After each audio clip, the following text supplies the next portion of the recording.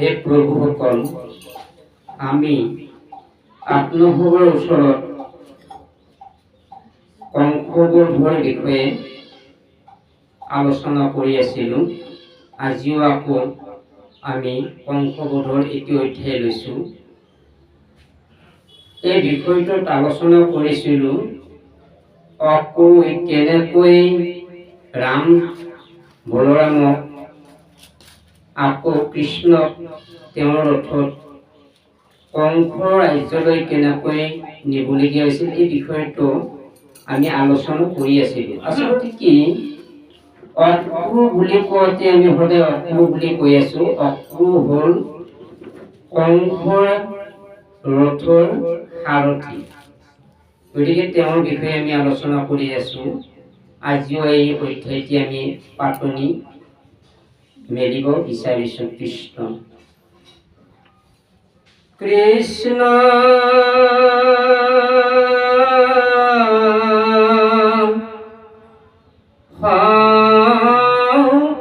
শংকৰ গুৰু হৰি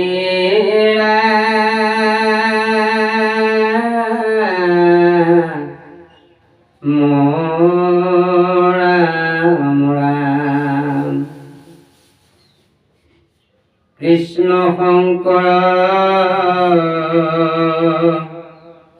গুৰু হৰে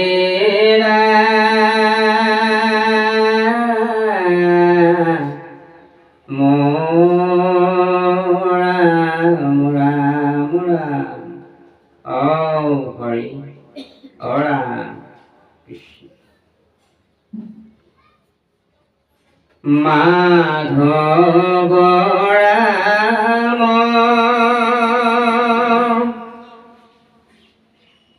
মুকুন্দ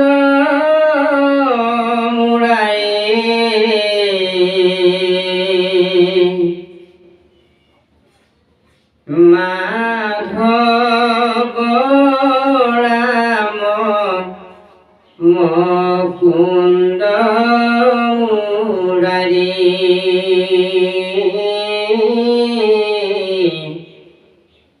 মাধৱ ৰাম মুকুন্দ মুৰাৰী মাধৱ মুকুন্দ মুৰাৰী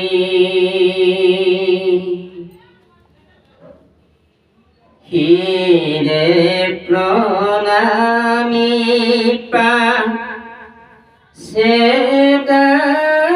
সেদানুপতি কৰিবে লাগিলা কৃষ্ণ প্ৰস্তুতি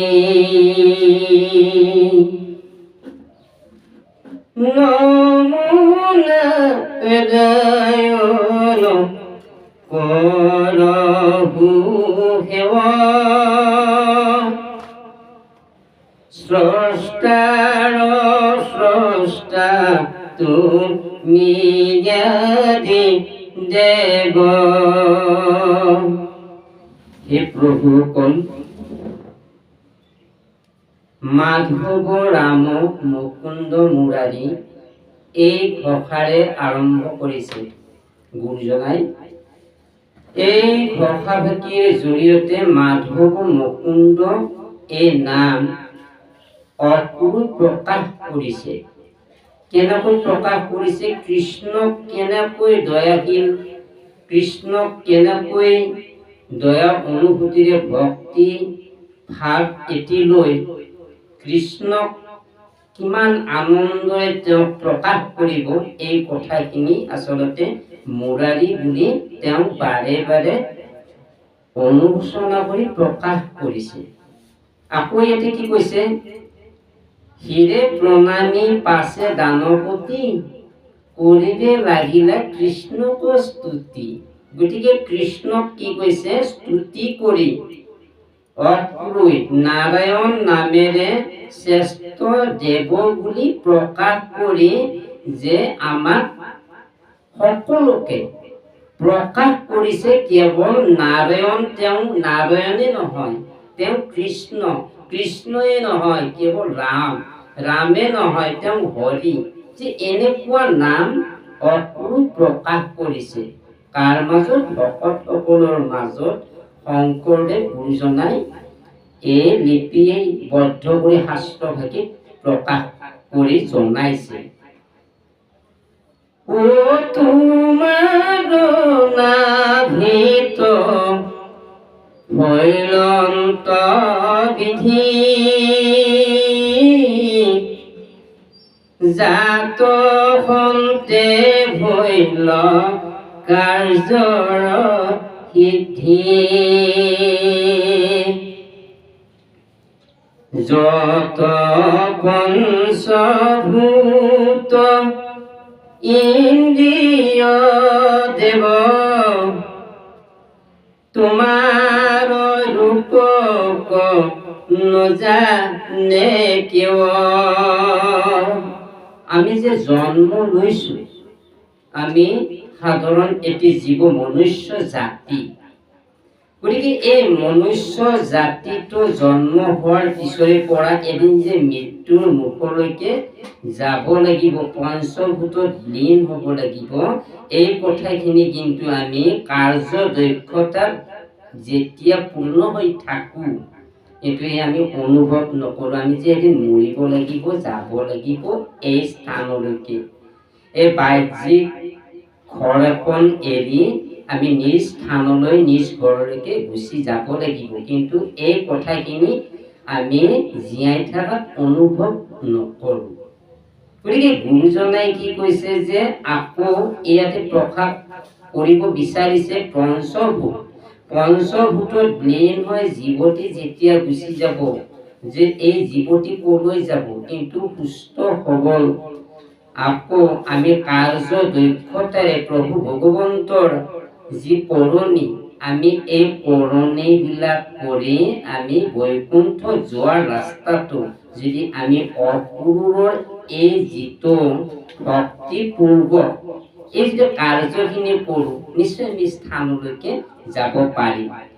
আৰু এই নাৰায়ণ নামৰ যিটো ৰূপ অংশ, এই অংশটি কেৱল অক্ৰূই বাৰে বাৰে কৈছে যে এনেকুৱা ৰূপ আমি জীৱনত দেখা নাছিলোঁ। এই ৰূপটো মই কেনেকৈ যে কিমান ভাগ্যৰ মূৰত দেখিছোঁ, তেওঁ অক্ৰূই তেওঁ ক'ব বিচাৰিছে কৃষ্ণ।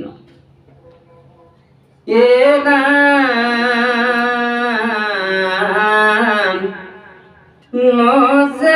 নজানিলোকে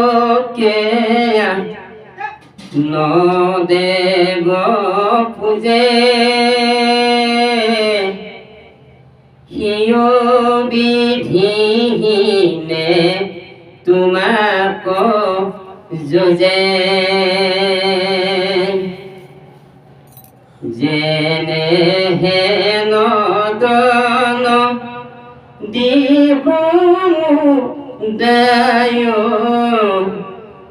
অনেক পথে সাগৰক যায়।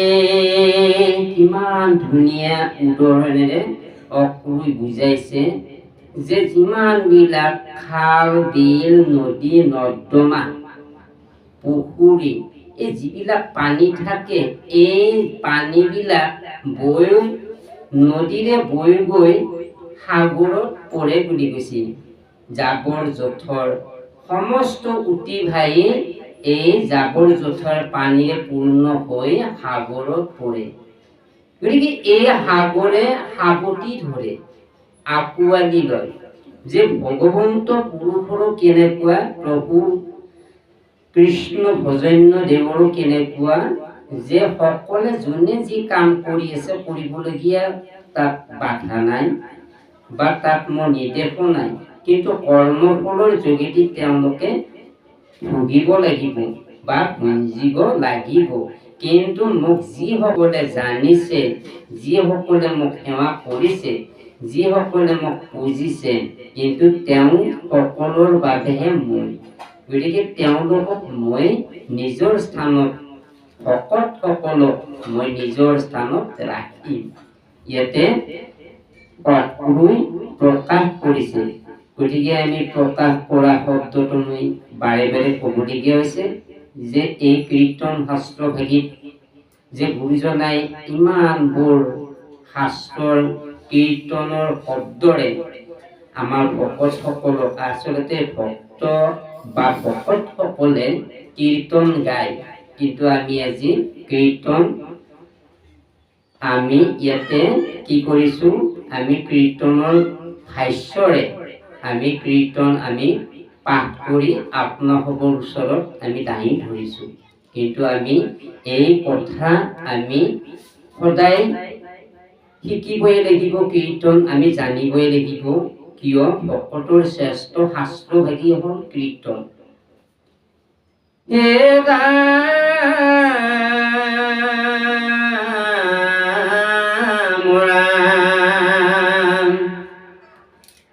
যেনে নদন দিসমুদাই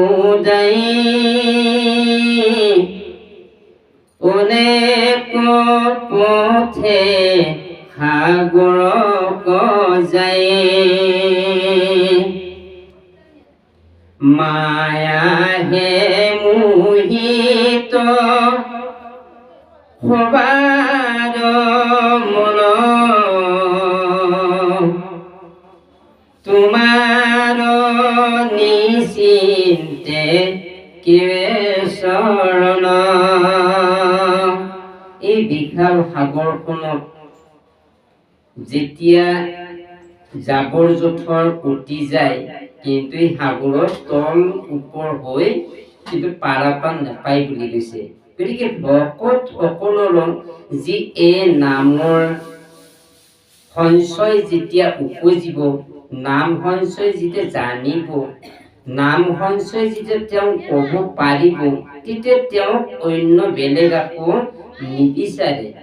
কেৱল কৃষ্ণৰ চৰণ যুগল, কৃষ্ণৰ ৰূপ বৰ্ণনা জানিবৰ কাৰণে সদায় চেষ্টা কৰি থাকে।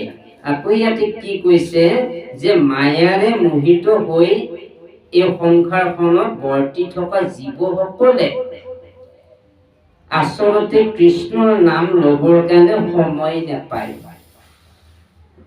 কৃষ্ণৰ কথা ক'বলৈ আজৰি নহয়, কৃষ্ণৰ আলোচনা কৰিবলৈ তেওঁলোকে সময় নাপায়।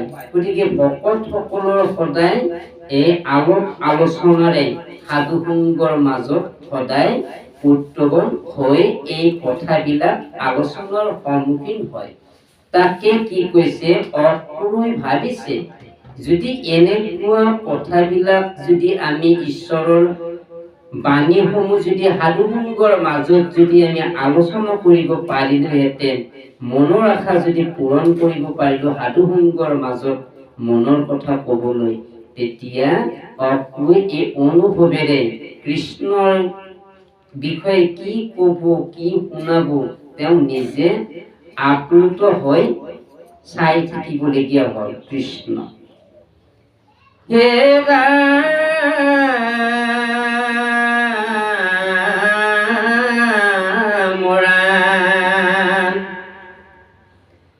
যাৰ নষ্ট হইবে সংসাৰ বন্ধু, তোমাৰ ভক্তি তাৰ প্ৰবন্ধ, ৰূপ দেখাই মোক কৰিলা দয়া, জানিলো এৰাইলা সংসাৰ মায়া।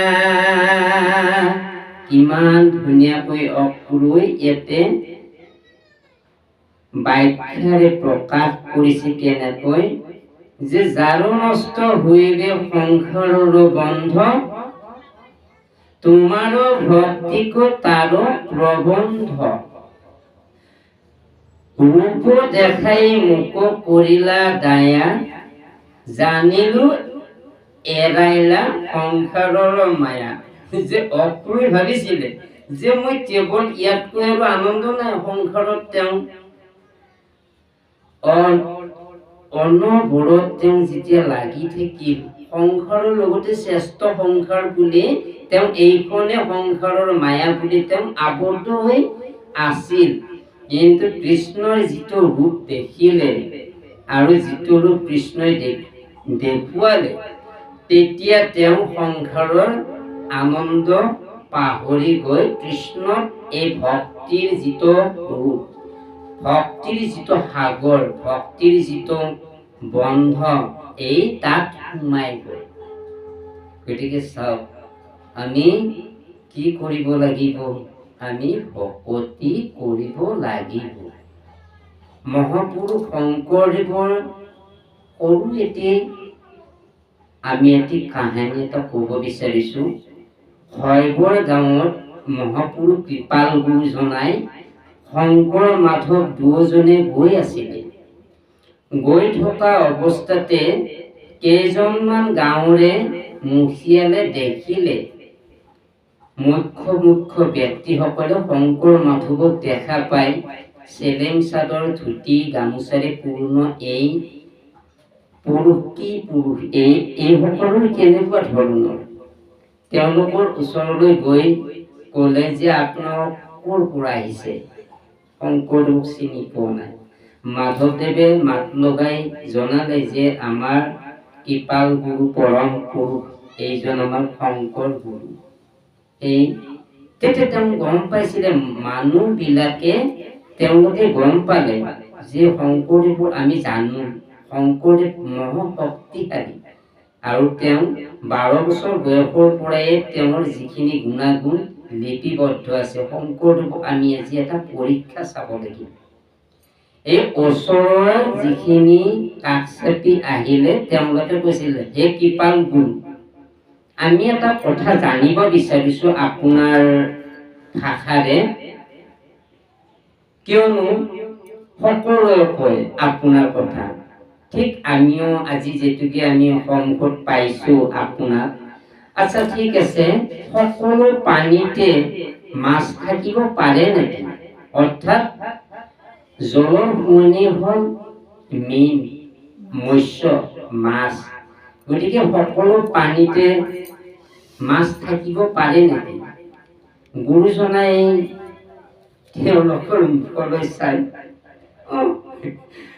জলৰ শুৱনি আছে মাছ, গতিকে মাছ যদি পানীত নাথাকে, পানী পবিত্ৰ নহয় আৰু শুৱনিও নহয়, মাছ সকলো পানীতে থাকে। গুৰুজনে বৰ ধুনীয়াকৈ ক'লে। তেওঁলোকে আকৌ কি কৰিছে গম পাইছেনে? তেওঁলোকে আকৌ কৈছে, ঠিক আছে, যদি সকলো পানীতে যদি মাছ থাকে, এই নাৰিকলৰ পানীৰ ভিতৰত মাছ থাকিব পাৰে নেকি? এইটো প্ৰভু ঈশ্বৰৰ কথা আৰু। যদি ঈশ্বৰে যদি কৃপা কৰে, নিশ্চয় তাতো মাছ থাকিব পাৰে।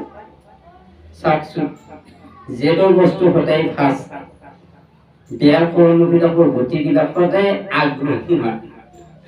গতিকে তেওঁলোকে কি কৰিলে, যোৱাচোন লগৰ এজনক ক'লে, তুমি গছত উঠি কিনে নাৰিকল পাৰি দিয়া, ডাব নাৰিকল পাৰি দিয়া। ডাব নাৰিকল ফটাফট পাৰি দিলে।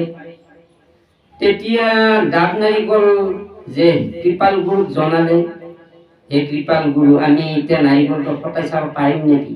অৰ্থাৎ কাটি কিনে চাব পাৰিম নেকি?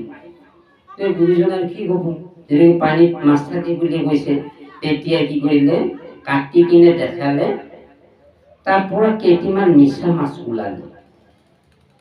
আচলতে মিছা মাছটো মাছ নহয়, কিন্তু এতিয়া চাবলৈ গ'লে এতিয়া এটা পোকৰ অংশ বুলি কয়। পোক কীট পতংগ যে, সেই কীট পতংগৰ এটা অংশ বুলি ক'ব পাৰি। কিন্তু পানীত যে থাকিল, সেইকাৰণে মাছ বুলি ধৰা হয়, মিছা মাছ বুলি কোৱা হয়। মিছাতে যেতিয়া কেৱল প্ৰকাশ হয় মাছ বুলি, সেইকাৰণে আমাৰ কিতাপবিলাকত আমি পঢ়োঁতে গম পাইছোঁ মিছা মাছ বুলিয়ে কোৱা হয়। গতিকে তেতিয়া তেওঁলোকে এই সত্যৰ প্ৰমাণটো যেতিয়া পালে তেতিয়া সকলো সত্যাদি তেওঁৰ চৰণ যুগলত গুৰুজনৰ চৰণ যুগলত এনেকুৱা গুৰু আৰু আমি দুনাই নেপাম। আমি নিজৰ যিটো সংশয় আছিল এই সংশয়টো আজি গুৰুজনে আমাক ছেট কৰি দিলে। গতিকে আমি আজি তেওঁৰ ওচৰতে আমি আশ্ৰিত হ'ব লাগে। গোটেইখিনি বন্ধু বৰ্গই আলোচনা কৰিলে।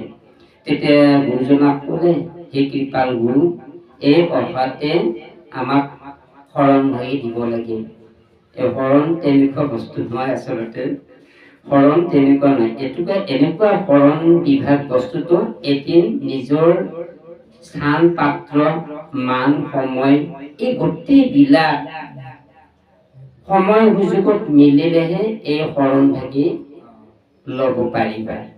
ঠিক আছে, মই দুনাই আকৌ এই শৰণ ভাগি দিবৰ কাৰণে চেষ্টা কৰিম। কিন্তু নীতি আদৰ্শটো আচল বস্তু ধৰ্মৰ নীতি আদৰ্শটো শিকিব লাগিব। অৰ্থাৎ আচাৰ বিচাৰ সদাচাৰ এইখিনি জানিব লাগিব। তাৰপিছতে মই শৰণ ভাগি নিজে দিবৰ কাৰণে চেষ্টা কৰিম।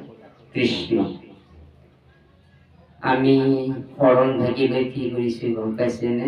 শৰণ ভাগিলৈ আমি স্থগিত থৈছো আৰু পুৱা গধূলি এই গুৰুৱাখনৰ সন্মুখীন হৈ সদায় আমি কি কৰিছো? নিমিত্তভাৱে সময় নাই, কেৱল ঈশ্বৰৰ কথা জানিবৰ সময় নাই, ক'বৰ সময় নাই। আমি অহা যোৱা কৰি স্কুলত যেনেকুৱা এটা শিকো, অহা যোৱা কৰি প্ৰথম অৱস্থাত থাকে, ঠিক আমাৰ তেনেকুৱা অৱস্থা হৈছে। কৃষ্ণ।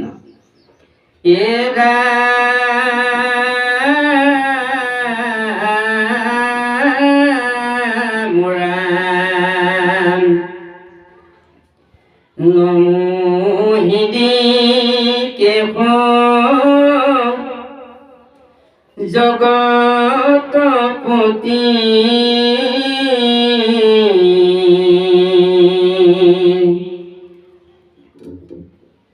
তুমি বিনে নাই আমাৰ গতি,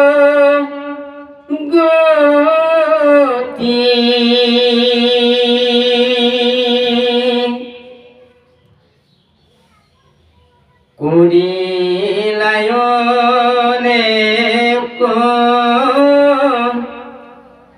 স্তুতি বিনায়ে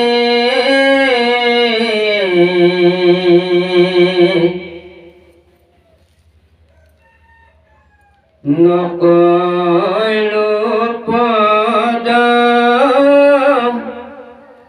বিচাৰণ হয়ে।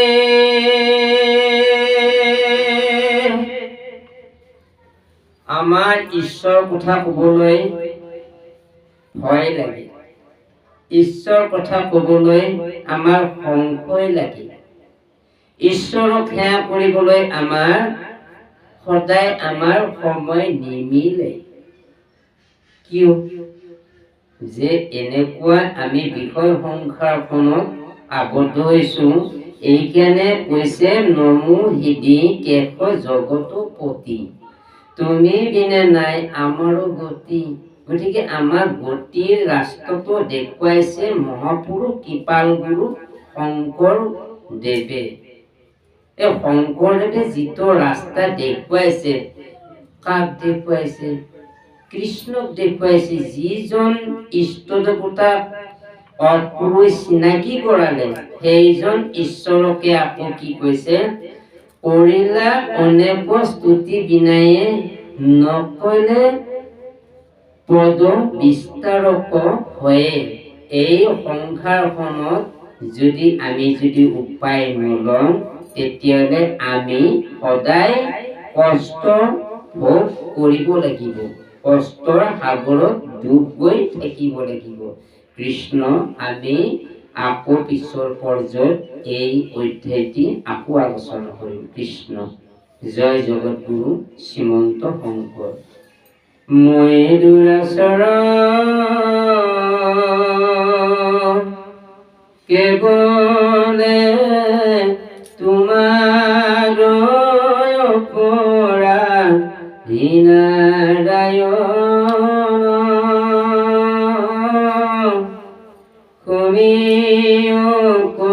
কৰি লদাখ কৰি পঢ়িলো হেৰা শৰণ ৰাম পঢ়িলো হেৰা